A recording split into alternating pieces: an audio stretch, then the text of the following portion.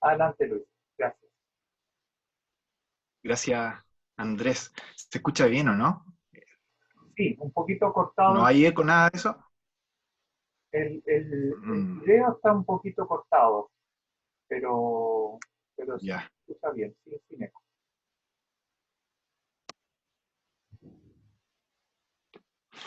ya, perfecto. Eh, Quiero que me acompañen a leer en el libro de Lucas, Evangelio según Lucas. Una de las cosas que hacen que una iglesia local sea especial es esta capacidad que tiene el Señor de unir a tantas personas que son distintas, que tienen gustos distintos, que se sienten atraídas por cosas distintas, y sin embargo, que todas ellas se sientan atraídas por un mismo Señor. Eso hace que el Señor sea extremadamente glorioso, porque si Él es capaz de tomar personas que son tan distintas unas de otras y que estas personas se sientan atraídas por Él, lo mínimo que eso debería llevarnos a deducir que Él debe ser increíblemente atractivo. Y Él, por supuesto que lo es, Él es glorioso. Somos distintos. Dentro de una asamblea local, cada hermano es distinto. Hay grupos distintos, diversidad dentro de la iglesia local, pero creo yo que de todas las diferencias que hay una que resalta, y es la siguiente. Hay un grupo de hermanos que por lo general tiende a ser más estricto, y hay otro grupo de hermanos que tiende a ser más relajado. Entonces, tú podrías perfectamente dividir una asamblea local en dos, entre este grupo de hermanos que tiende a ser más estricto y el otro grupo de hermanos que tiende a ser más relajado.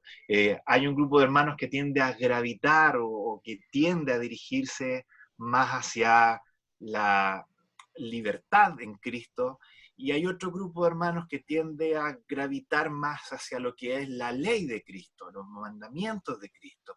Y está esa como tendencia que uno puede tener hacia uno y hacia otro lado. Y por supuesto, esto también tiene sus extremos. Cuando te vas hacia el extremo de la ley, puede decirse que, por ejemplo, eres un legalista, y cuando el relajado se va hacia el extremo, podríamos decir que es un liberal. Y entonces tiene estos dos grupos, el legalista por un extremo, el liberal por el otro extremo. Ahora, aun cuando es cierto que incluso entre asambleas en una misma localidad hay bastantes diferencias entre lo que hace a una persona liberal o hace a otra persona un legalista, creo que siempre hay algo en común, y es lo siguiente. Todos nosotros tendemos a creer que el ideal de un cristiano verdadero, equilibrado, podríamos decir, el ideal está en un punto como entre medio de estos dos extremos, como que está el legalista por acá, el liberal por acá, y el cristianismo verdadero es de pensar un equilibrio, algo que está aquí como entre medio de los dos extremos. Eh, Uno piensa que el liberal y el legalista son extremos opuestos, y un buen creyente es alguien que ha logrado tener ese equilibrio, que si va al lado legalista, entonces tienes que darle un poquito más de libertad, y si va para el lado liberal, tienes que darle un poquito más de ley, y así entonces tú logras el equilibrio ahí justo entre medio. Es como que para que seamos buenos creyentes, eh, deberían existir dos botellas de medicamentos distintos. Una botella es la botella de la libertad en Cristo, y otra botella es la botella de la ley de Cristo. Y entonces, dependiendo de para dónde te dirijas tú, se te va a dar como remedio una de estas dos botellas, que obviamente son completamente distintas las unas de las otras. Eh, lo que quiero, lo que quiero mostrarles hoy es que en realidad esto no es tan así, o de hecho lo digo con mucho respeto, creo que esto está profundamente errado, y creo que está profundamente errado, eh, y eso da como fruto muchos problemas dentro de nuestras iglesias locales. Lo que quiero mostrarles hoy día es que el legalista y el liberal no son extremos opuestos, no son antónimos, no son cosas distintas la una de las otras, sino que más bien son parte de un mismo problema. Claro, por último, le pueden conversar. Eso es lo que quiero mostrarles, y que, por lo tanto, el buen creyente no es uno que tiene un equilibrio entre ambos extremos, sino al contrario, es alguien que disfruta de algo 100% distinto. Y para ver esto, entonces quiero invitarles a observar ciertas ideas a la luz de la parábola del hijo pródigo en Lucas. Por eso les invité a que buscaran el libro de Lucas. Así que les voy a pedir que vayamos al capítulo 15, y ahí vamos a extraer ciertas verdades presentes en la parábola y también ciertas verdades que podemos ver en el resto de las escrituras. Quiero que veamos tres cosas hoy día. Lo primero, vamos a ver cómo el hermano mayor y el hermano menor en esta parábola tienen el mismo problema. Aun cuando se vean tan distintos, tienen el mismo problema. Eso es lo primero que quiero que veamos. El hermano mayor y el hermano menor tienen el mismo problema. Lo segundo que quiero que veamos, a la luz de esto mismo, es que el legalista y el liberal también tienen el mismo problema. Eso es lo segundo que quiero que veamos. Y finalmente lo tercero que quiero que veamos es que el legalista y el liberal necesitan la misma solución. Esas son las tres cosas que quiero que podamos compartir en esta mañana. El hermano mayor y el menor tienen el mismo problema, el legalista y el liberal tienen el mismo problema, y el legalista y el liberal necesitan la misma solución. Y con eso entonces terminamos el mensaje. Vamos entonces a nuestro primer punto.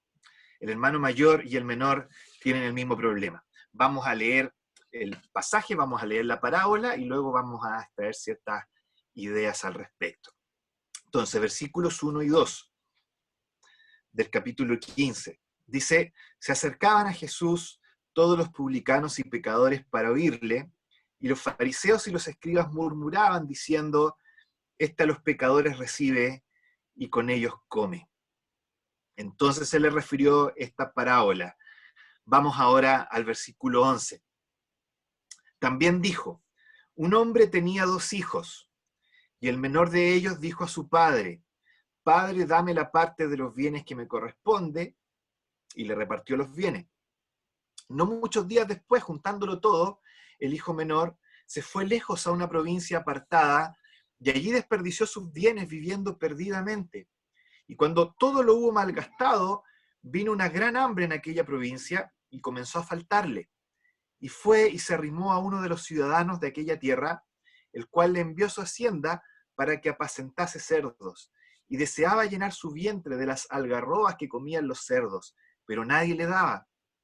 Y volviendo en sí dijo, ¿cuántos jornaleros en casa de mi padre tienen abundancia de pan? Y yo aquí perezco de hambre. Me levantaré e iré a mi padre y le diré, Padre, he pecado contra el cielo y contra ti. Ya no soy digno de ser llamado tu hijo. Hazme como a uno de tus jornaleros. Y levantándose vino a su padre. Y cuando aún estaba lejos lo vio su padre. Y fue movido a misericordia. Y corrió y se echó sobre su cuello y le besó. Y el hijo le dijo, Padre, he pecado contra el cielo y contra ti. Y ya no soy digno de ser llamado tu hijo. Pero el padre dijo a sus siervos, sacad el mejor vestido y vestidle, y poned un anillo en su mano, y calzado en sus pies, y traed el becerro gordo, y matadlo, y comamos y hagamos fiesta, porque mi hijo muerto era, y ha revivido, se había perdido, y es hallado. Y comenzaron a regocijarse. Y su hijo mayor estaba en el campo, y cuando vino y llegó cerca de la casa, oyó la música y las danzas. Y llamando a uno de los criados le preguntó, ¿qué era aquello? Él le dijo, tu hermano ha venido, y tu padre ha hecho matar el becerro gordo, por haberle recibido bueno y sano. Entonces se enojó, y no quería entrar. Salió por tanto su padre, y le rogaba que entrase. Mas él respondiendo dijo al padre, he aquí, tantos años te sirvo, no habiéndote desobedecido jamás, y nunca me has dado ni un cabrito para gozarme con mis amigos. Pero cuando vino tu hijo, que ha consumido tus bienes con rameras, has hecho matar para él el becerro gordo. Él entonces le dijo, hijo, tú siempre estás conmigo y todas mis cosas son tuyas, mas era necesario hacer fiesta y regocijarnos, porque este tu hermano era muerto y ha revivido, se había perdido y es hallado. Hasta aquí la lectura. Entonces, cuando ustedes buscan comparar al hermano mayor con el hermano menor, van a tener que reconocer que en primera instancia ambos se ven muy diferentes, ambos se ven muy distintos el uno del otro. Uno, el menor, se va lejos, desperdicia los bienes y vive perdidamente. Eso es lo que nos dice el versículo 13. Ese es el menor. El mayor, por otro lado, en vez de irse lejos, por años ha estado junto al Padre, ¿cierto? Tú siempre estás conmigo, dice el Padre en el versículo 31. En vez de desperdiciar los bienes, invierte en ellos. Todas mis cosas son tuyas, le dice el Padre. Él les sirve por años. Es lo contrario a desperdiciar, invierte en ellos. Y en vez de vivir perdidamente, no le ha desobedecido jamás. Eso es lo que dice él, no habiéndote desobedecido jamás. Entonces, si ustedes se fijan, parecen los dos ser antónimos, ser completamente opuestos el uno del otro. Pareciera que uno es el contrario al otro. Son actitudes absolutamente distintas las una de la otra. Sin embargo, aun siendo o pareciendo ser tan diferentes el uno del otro, ambos tienen el mismo problema. Y ese es mi punto, el primer punto que quiero dejar claro. El hermano mayor y el hermano menor tienen el mismo problema. ¿Cuál es ese problema? El problema que tienen ambos es que ninguno de los dos tiene una relación de amor con su padre. Ese es el problema de ambos. Fíjense en el versículo 12. Dame la parte de los bienes que me corresponde. Y ya en varias enseñanzas y ministerios se nos ha mostrado cuál es la base cultural que traduce esta frase del hermano menor, dame la parte de los bienes que me corresponde. Lo que está intentando decir este hermano menor es, Padre, deseo verte muerto. ¿Por qué? Porque la parte de los bienes solamente se podía repartir cuando el padre fallecía. Lo que está diciendo este hijo, Padre, me gustaría verte muerto para tener mi parte de los bienes. No hay amor, no hay una relación de amor, ausencia completa de amor en esta expresión. Nadie que le diga, me gustaría verte muerto a otra persona, puede decir que ama a esa otra persona. Entonces, si ustedes se fijan, el hijo menor carece de amor por su padre. Pero fíjense ahora en el hijo mayor, en el versículo 29. Nunca me has dado un cabrito para gozarme con mis amigos. ¿Se fijan lo que piensa el hermano mayor? El hermano mayor está diciéndole al padre, Padre, tú no eres bueno. Tú nunca has sido bueno conmigo. Tú no me amas. Nuevamente, si ustedes se fijan, ninguno de los dos tiene una relación de amor con su padre. Ninguno de los dos tiene un corazón que lata de amor por el padre. Ese es el problema que tienen ambos hijos. Ahora, la parábola deja claro que el problema en esta relación de amor no está en el padre. No es que el padre tenga problemas en amar a sus dos hijos. No es que falte amor por parte del padre. La parábola deja claro que el padre rebalsa en amor hacia sus hijos, ¿no es cierto? Rogándole al mayor que entre a la fiesta, que disfrute junto con ellos, arrojándose al cuello del hijo menor cuando llega y agarrándolo a besos, echándose sobre su cuello y besándole. No, el problema no está en el padre. El problema no es que el padre no ame a sus hijos. El problema es que los hijos no tienen una relación de amor con el padre. Uno, que es muy estricto, dice, tú no me amas. Y otro, que es muy relajado, dice, yo no te amo. Ambos tienen el mismo problema. El estricto y el rebelde tienen el mismo problema. Ninguno de los dos tiene una relación de amor con su padre. Ahora, lo importante acá es que el Señor dijo esta parábola con una razón, con un objetivo, con un propósito. Y ese propósito es que cada uno de estos dos hermanos ficticios en la parábola, representa a dos grupos de personas muy reales, que son los que se nos muestran en los versículos 1 y 2. Por un lado acá están los publicanos y los pecadores que se acercan, y por otro lado están los fariseos y los escribas que murmuran. Y esos son los dos grupos, y la parábola está diseñada para representar a estos dos grupos. El hermano menor, entonces, representa a los publicanos y pecadores, el extremo, podríamos decir, liberal del pueblo de Israel. Y el hermano mayor representa a los escribas y fariseos, el extremo legalista, podríamos decir, del pueblo de Israel. Entonces, se fijan, ahí están los dos, los liberales, los legalistas, los estrictos, los relajados. Ambos se ven tan distintos los unos de los otros. El fariseo se considera tan distinto del publicano. El escriba jamás se consideraría a alguien similar a un pecador, por así llamarlo, y sin embargo ambos tienen exactamente el mismo problema, y eso es lo que el Señor les está mostrando en esta parábola. Ambos tienen el mismo problema. Ninguno de los dos tiene una relación de amor con el Padre. Y esto entonces nos lleva directo a nuestro segundo punto. Si el hermano mayor y el menor tienen el mismo problema, esto es porque el Señor está buscando comunicarnos que el legalista y el liberal también tienen el mismo problema. Y eso es lo segundo que quiero mostrarles ahora a continuación. Resulta que el problema anterior del hermano mayor y el hermano menor no es algo que se limita a estos dos hermanos solamente. Ni siquiera es algo que se limite al grupo de los publicanos versus el grupo de los fariseos. Me atrevería a decir, ni siquiera es algo que se limite al extremo legalista de nuestras iglesias y al extremo liberal de nuestras iglesias. ¿Saben? Este problema es algo que afecta absolutamente a todos los seres humanos que han existido después de la caída y que nos hace tender a ser legalistas o liberales con respecto a Dios. El problema es exactamente el mismo. El problema se remonta al Génesis. Y aquí es donde quiero que podamos ver esto a la luz de las Escrituras.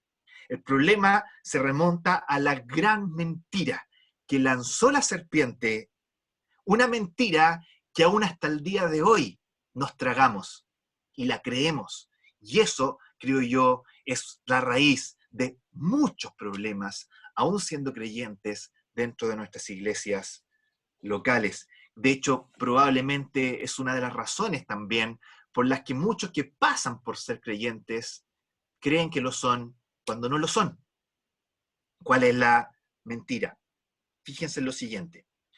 En el libro de Génesis, Dios le da un mandato a Adán y Eva. Y ese mandato, si ustedes lo piensan, contiene dos partes. No es un solo mandato, claro, es un mandato nomás, pero ese mandato contiene dos partes. ¿Cuál es la primera parte?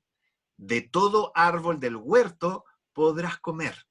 ¿Se fijan? Es un mandato liberador, es un mandato que te lleva a disfrutar de lo que Dios ha creado para ti. Y ese es el mandato prioritario, es lo primero que Dios dice. Dios le dice a Adán y Eva, de todo árbol del huerto podrás comer. Ahí está la bondad de Dios en expresión y en acción. Pero luego tiene una segunda parte este mandato. Mas del árbol del huerto, de la ciencia, del bien y del mal, no comerás. Y entonces está la segunda parte del mandato. Ambas van juntas y es vital que ambas partes vayan juntas. La primera parte nos muestra la bondad de Dios, la generosidad de Dios, y es lo prioritario.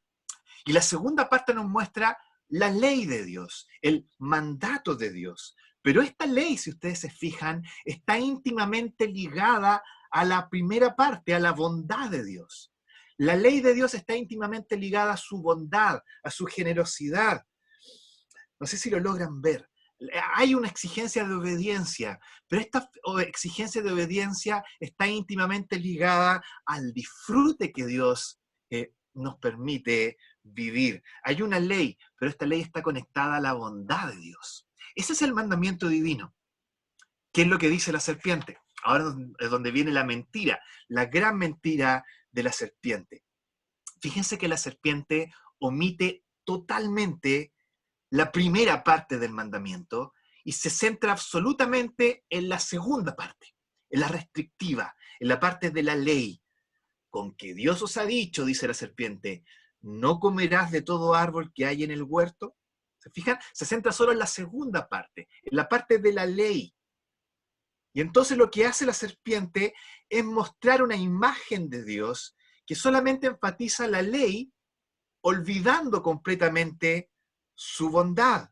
Una imagen de Dios donde se enfatiza solo lo negativo, solo la prohibición. Y esa, hermanos, es la gran mentira de la serpiente. La ley de Dios divorciada de la bondad de Dios, el mandamiento de Dios divorciado de la generosidad de Dios, se separa sus mandatos de su persona, se separa su gloria, podríamos decir, de nuestro propio gozo, y eso entonces nos deja con una imagen distorsionada de Dios, una imagen de Dios como un Dios restrictivo, como un Dios no generoso. Deja a Dios como una especie de tirano que gobierna esclavos, no como un padre que ama a sus hijos. Y aquí es entonces donde viene la implicancia final.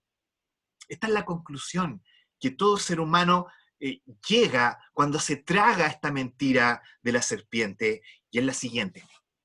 Si tú separas la bondad de Dios de la ley de Dios y te quedas solamente con su ley, con lo que Él manda, entonces tú llegas a la siguiente conclusión. Si voy a servir y si voy a recibir algo de este tirano que me está dando mandamiento tras mandamiento, entonces voy a tener que trabajar duro para ganarlo. Y ahí está el corazón del problema. Cuando llegas a esta conclusión, porque te tragaste en la mentira de la serpiente, porque no ves los mandamientos de Dios unidos a su bondad, y crees que este es un tirano, y crees que si para recibir algo de este tirano tienes que trabajar duro para ganártelo, entonces puedes tomar dos direcciones, puedes seguir dos caminos, puedes llevar a dos lugares. Primero, o te decides a trabajar duro para extraerle bendiciones a este tirano, y te vuelves un legalista, o te rebelas en contra de él y dices que no piensas obedecerle y no piensas tomarlo en cuenta. Y ese es el otro lado, que es el liberal. La reacción, si ustedes se fijan, es distinta, pero lo que se cree en el fondo es exactamente lo mismo. La mentira de la serpiente. Este Dios no es bueno, este Dios no me ama, este Dios es un tirano que está lanzándome mandamientos para que yo tenga que vivir mi vida más restringida. Y entonces puedo tomar cualquiera de las dos direcciones, pero el problema central es exactamente el mismo. Este Dios es un tirano y sus mandamientos son su instrumento opresor. La misma mentira que creían los dos hijos. El legalista y el liberal, se fijan, tienen exactamente el mismo problema. Ahora, esta división entre la bondad de Dios y la ley de Dios y sus mandamientos es una mentira que cree absolutamente toda la humanidad. Todo inconverso no logra entender que la ley de Dios esté unida a la bondad de Dios. Es por eso entonces que se hace tan incomprensible para una persona que no ha creído en Cristo, que para nosotros como creyentes obedecer a Dios sea compatible con disfrutar de Dios. No es entendible, no es comprensible que obedecer un mandamiento sea sinónimo de deleite, de disfrute de Dios, porque para ellos estas dos cosas están divididas. Dios no es bueno para ellos. Dios es un tirano que lanza leyes, porque la ley está dividida de su bondad. La mentira de la serpiente. Y hay tantas cosas que se extraen también a la luz de esto, de nuestra experiencia como creyentes en las asambleas. ¿Saben? Esto explica también este fenómeno de repente que vemos, este fenómeno inexplicable, podríamos decir, que vemos en la asamblea. Piensen en el siguiente caso, probablemente se les vendrá a la cabeza inmediatamente más de algún ejemplo con lo que les voy a decir. Piensen ustedes en este hermano comprometido, que era muy estricto, muy apegado a cumplir con la ley o las reglas que estaban en la iglesia, esforzado en obedecer, pero que de repente, de un momento para otro, se le sueltan las trenzas, por así decirlo, se rebela contra todo, se aleja del local, y ahora tú lo ves viviendo y vive peor que un incrédulo. Y entonces tú te preguntas, ¿cómo logra transformarse en algo así, siendo que antes era todo lo contrario? ¿Cómo alguien que era tan apegado a obedecer y a las reglas y a cumplir con todo lo que eran los mandamientos, ahora se ha pasado al otro extremo de ser una persona absolutamente disipada, rebelde, pecaminosa? ¿Cómo logra transformarse en todo lo contrario, uno dice? Quizás que se revele un poquitito, pero ¿cómo llega de un extremo al otro extremo? Bueno, el problema en realidad no es que se haya transformado en algo tan distinto. El problema es que siempre ha sido el mismo. El problema siempre fue el mismo y lo sigue creyendo. Este hermano que era tan legalista y que ahora se transformó en un pecador rebelde, inconverso, qué sé yo, siempre tuvo el mismo problema. Siempre creyó y todavía sigue creyendo la mentira de la serpiente. Siempre creyó y todavía sigue creyendo que la ley de Dios está divorciada de la bondad de Dios. Siempre miró los mandamientos no como una expresión de la generosidad y bondad de Dios, sino como algo completamente distinto. Y claro, en una primera instancia se esforzó por obedecer porque tenía que extraer algo o algún beneficio de este tirano a través de obedecer las reglas. Pero ahora simplemente se cansó y se rebeló. Pero su problema es el mismo. Todo el tiempo ha visto a Dios como un tirano. No lo ha visto como un padre. Explica esto muchas veces lo que pasa en nuestras propias vidas. Hermano, hermana, si tienes raíces en tu corazón que tienden a irse hacia alguno de estos dos extremos, piensa en la mentira de la serpiente. Piensa en cómo ves en tu corazón los mandamientos de Dios. ¿Lo ves como algo que es una expresión de su bondad, de su amor, de su generosidad? ¿O simplemente los ves como mandamientos, aislados, sin relación con Dios para nada? Eso es peligroso, porque puede llevar a esto que estamos conversando ahora. Esto explica también, hermanos, por qué no funcionan muchas veces las soluciones que buscamos cuando creemos que tenemos este tipo de hermanos. Entonces tú tienes a ese hermano que es muy legalista y tú crees que la solución tiene que ver con pasarle este frasquito del que hablamos del principio, que es una dosis de libertad en Cristo. Entonces creemos que el legalista necesita una dosis extra de libertad en Cristo. Y por otro lado está este otro hermano que es muy liberal. Entonces creemos que la solución para este hermano es entregarle una dosis de este otro remedio, de este otro frasquito que es la ley de Cristo. Y son dos frascos distintos, libertad en Cristo, ley de Cristo, y no se te ocurra confundirlo, no se te ocurra darle más liberalidad al liberal ni más ley al legalista, y sin embargo, aun cuando a veces tendemos a aplicar muy bien, darle más ley al liberal, darle más libertad al legalista, no funciona. No funciona. ¿Saben por qué no funciona? Porque seguimos fallando en cuál es el problema de fondo. Seguimos atacando el problema en su parte superficial. Seguimos actuando a nivel por encima simplemente, y lo que tenemos que hacer es atacar el problema de fondo.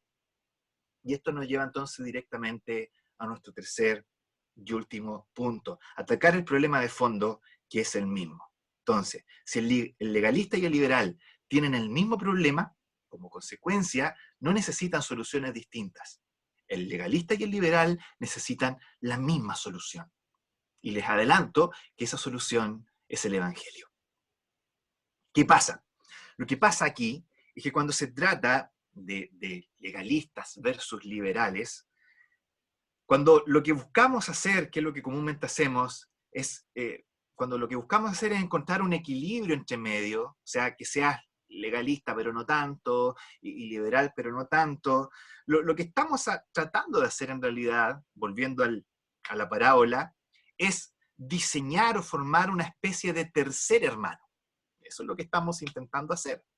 Creemos que el buen creyente o el creyente equilibrado es una especie de tercer hermano en esta parábola. Queremos ese tercer hermano, ese hermano que sea una mezcla equilibrada de los dos otros hermanos, que sea obediente como el mayor, pero no amargado como el mayor, que sea relajado como el menor, pero no pecador como el menor. ¿Se fijan que queremos una mezcla, un equilibrio, queremos una especie de tercer hermano? El problema es que en la historia, hermanos, ya hay un tercer hermano. No aparece explícitamente mencionado, pero aquí ya hay un tercer hermano. ¿Sabe dónde está ese tercer hermano? En las dos historias anteriores. La historia de la oveja perdida, la historia de la moneda perdida. ¿Qué pasa en la historia de la oveja perdida? El pastor va, sale y busca a la oveja, la encuentra y regresa con ella. ¿Qué pasa en la parábola de la moneda perdida? La mujer busca la moneda por todos lados, por todos los rincones, hasta que la encuentra y la recupera. Si siguiéramos lo mismo, en la tercera historia, la parábola del hijo perdido, lo que nosotros nos esperaríamos es que hubiera un hermano que fuera a buscar a este hermano perdido, así como se buscó a la oveja, así como se buscó a la moneda, y lo trajera de vuelta al hogar. Está perdiéndose ese tercer hermano, no lo vemos en la historia, y la historia, a la luz de las anteriores, exigiría a un hermano así que fuera a buscarlo, pero no lo vemos. No lo vemos, no vemos a ese tercer hermano, pero sí está. ¿Saben ustedes quién es ese tercer hermano? El que está hablando y está contando la parábola. Nuestro Señor Jesucristo. Él es el tercer hermano que salió y fue a buscar a los perdidos, no solamente a un chiquero como estaba este hermano menor, vino desde el cielo a buscar al perdido a esta misma tierra, que no solamente sacó de la posilga al hermano menor, que no solamente sacó de la provincia apartada al hermano menor, sino que él mismo tomó su lugar en la provincia apartada, que sufrió el destino que el hermano menor debiera haber sufrido y que luego lo trae en sus hombros de vuelta a la casa.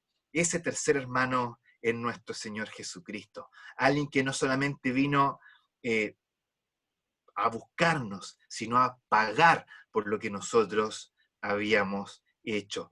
Y saben, en la cruz, lo que el Señor hace es tomar estas dos cosas que estaban divorciadas en nuestra mente, la bondad de Dios y la ley de Dios, y lo vuelve a unir nuevamente en un matrimonio precioso.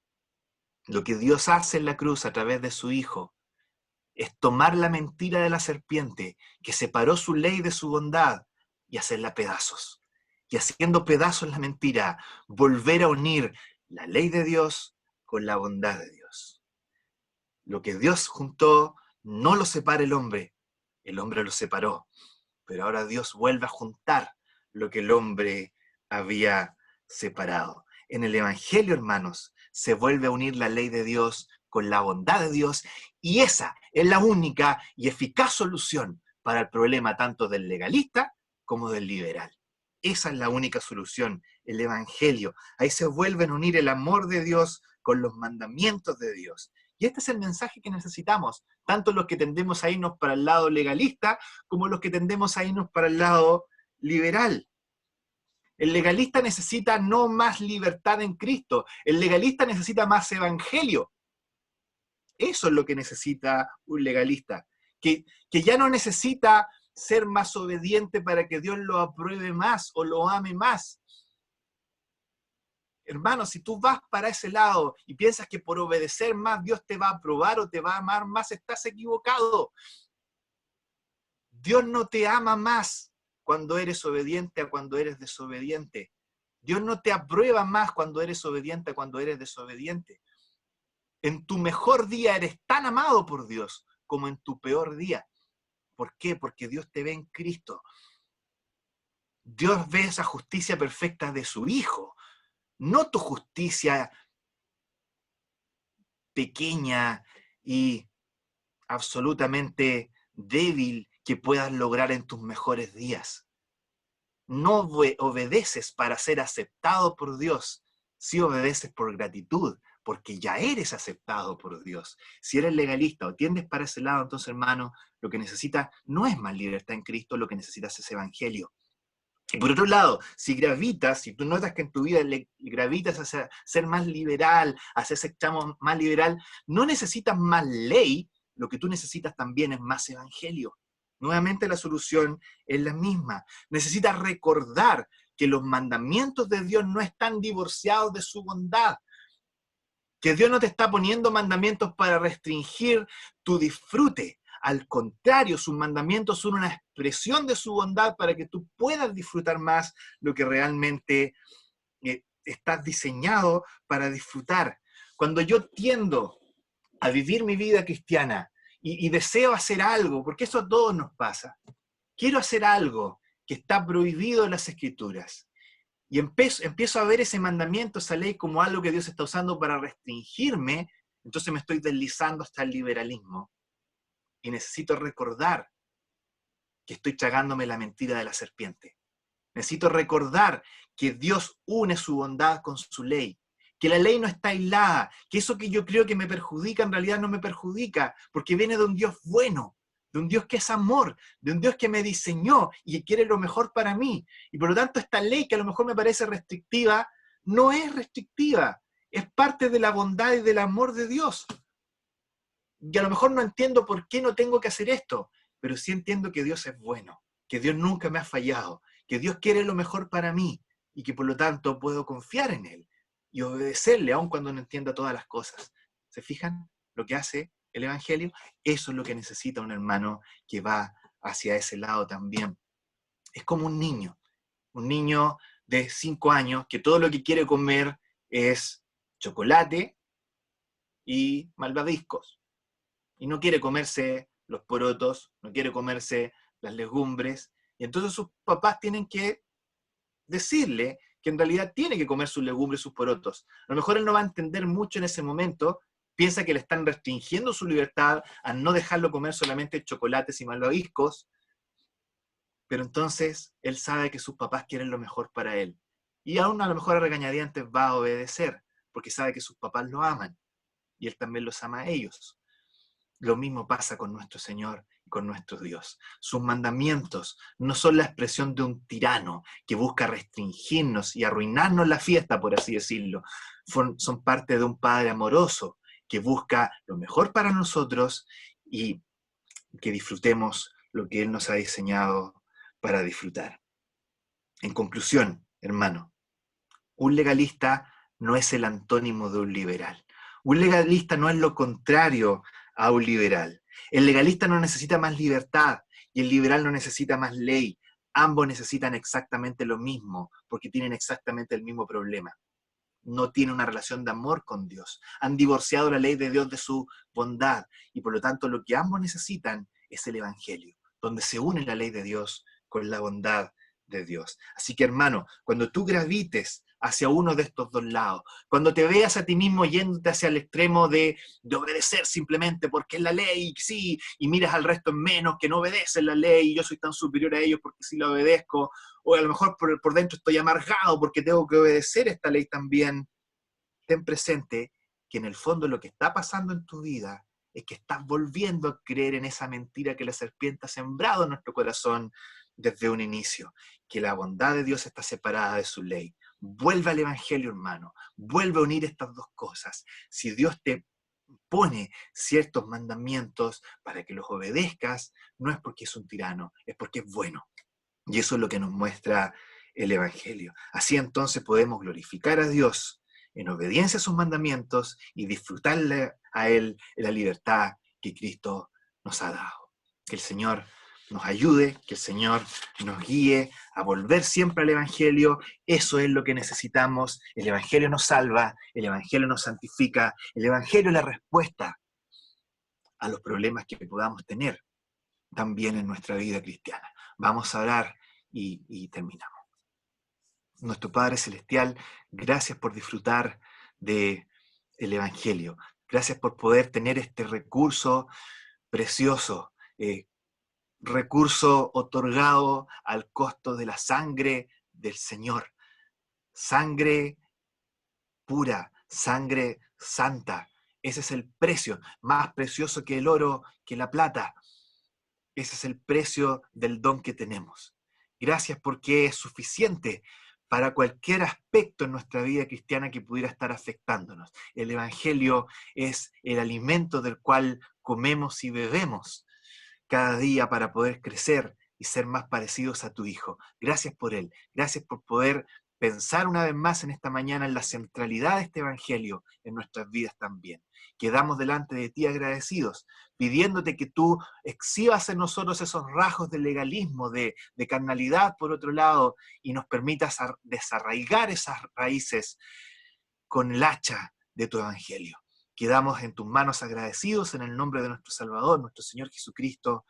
Amén.